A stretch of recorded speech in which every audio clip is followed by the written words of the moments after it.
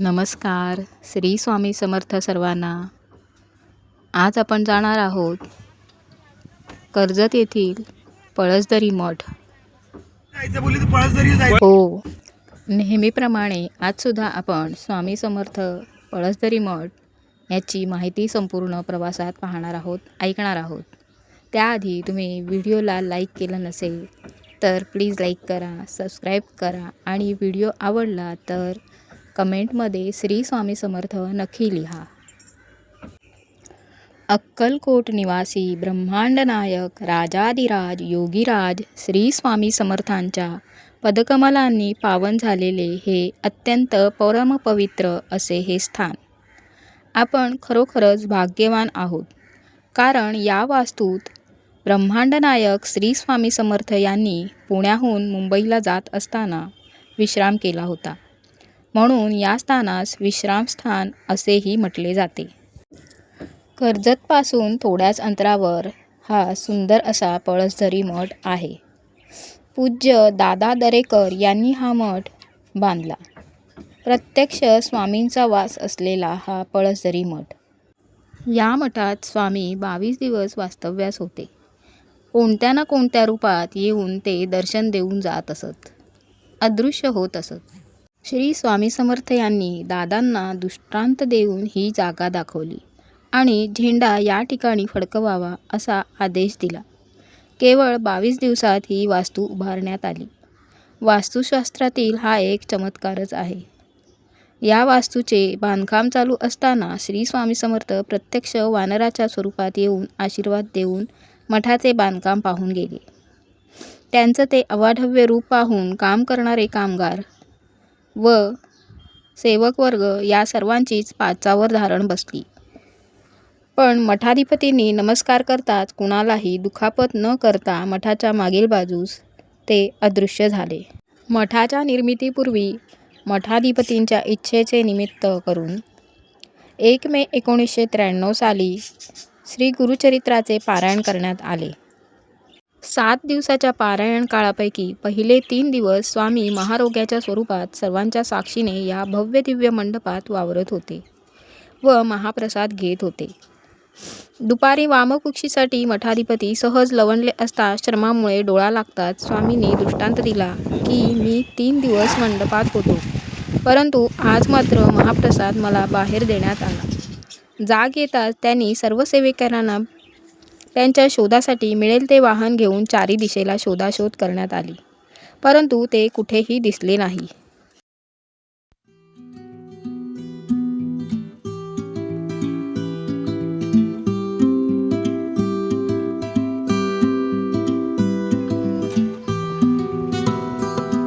अगदी 10 ते 15-20 मिनिटात आम्ही मठात पोहोचलो. गुरुवार असल्यामुळे थोडीफार गर्दी होती. कसं आहे ग फूल? इथे एक मुलगी फुलं विकत होत्या. 10ला सुंदर फुलं होती तिच्याकडे.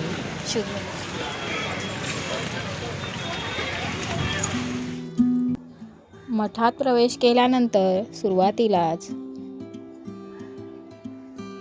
प्रसाद, जपमाळा, पोथी, धूप, कापूर यांचे दुकाने होती.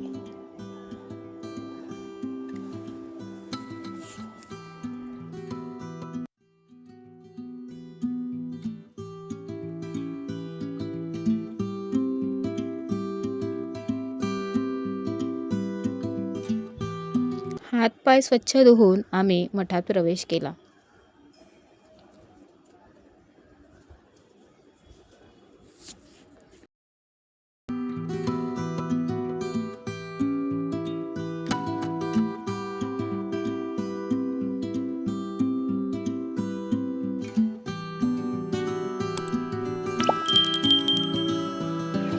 मठाच्या बाहेरच्या बाजूसच औदुंबराचे झाड आहे आणि तिथे सुंदर अशी स्वामींची सुबक अशी मूर्ती आहे.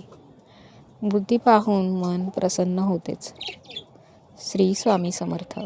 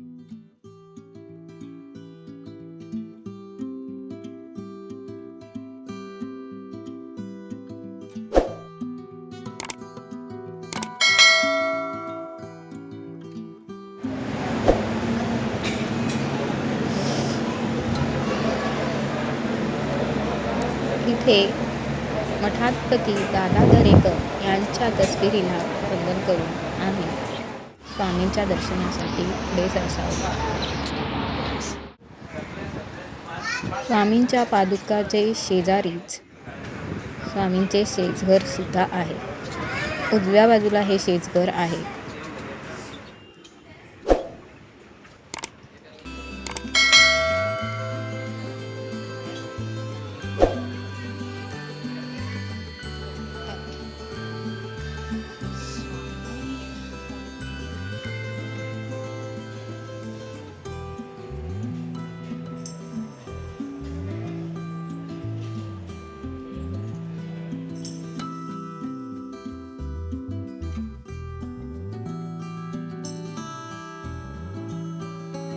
तिथून बाहेर आल्यानंतर मंदिराच्या खालच्या बाजूला छोटेसे ध्यान मंदिर आहे. तिथे आपण ध्यानास बसू शकता. मंत्र जापासाठी ही छोटीशी जागा.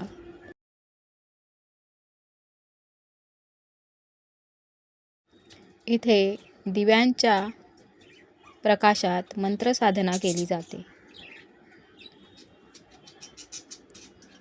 श्री स्वामी समर्थ.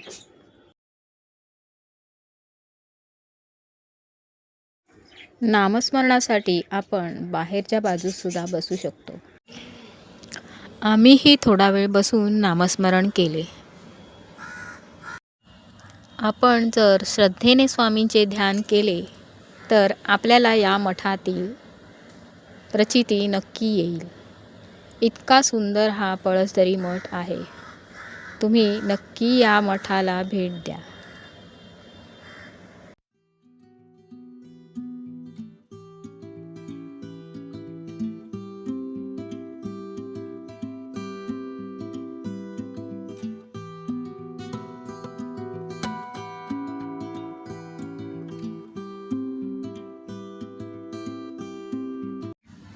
अशाच एका प्रगत दिनाच्या दिवशी दुपारी भाविकांना महाप्रसाद देण्याचे काम सुरू होते.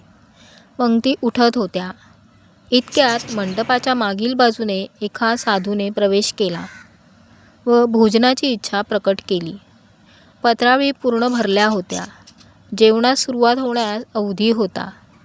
मग एका भाविकाला विनंती करून उठवण्यात आले आणि त्या जागी भगवे कपडे घातलेल्या साधूला नेऊन बसवले. काही दिवसांनी कार्यक्रमाचे फोटो आल्यानंतर असे दिसण्यात आले की ज्या ठिकाणी साधू बसले होते तेथे फक्त पत्रावळीत भाताची मूठ फोडलेली दिसत होती. अशा या पुण्यनगरीत समर्थांच्या चमत्कारांनी आणि लीलेने भरलेल्या पुण्यनगरीत स्वामी समर्थ सांगतात, भिवू नकोस, मी तुझ्या पाठीशी आहे.